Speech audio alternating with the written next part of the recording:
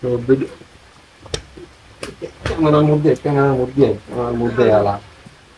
তো গাইস ঠিক আছে না, এই দেশের পরিস্থিতির জন্য আমরা দুটো ভিডিও বানাতে পারিনি।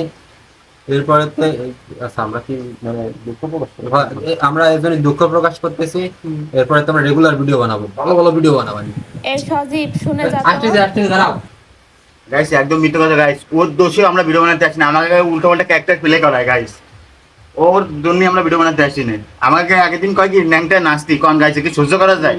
যে কোনো খারাপ খারাপ ক্যারেক্টার আমাকে প্লে করায় ও।